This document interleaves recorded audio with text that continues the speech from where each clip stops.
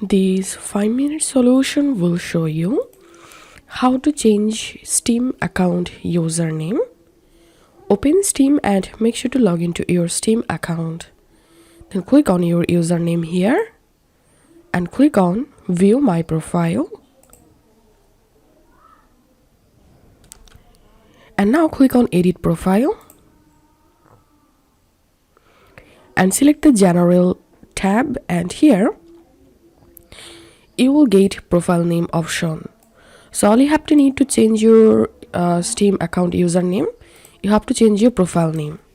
So I'm giving here 5-minute solution, and then scroll down all the way to the bottom and click on save. Once it's saved, I'm going back from here, and now you have to click on these little arrow icon, and as you can see, my Steam username has been changed.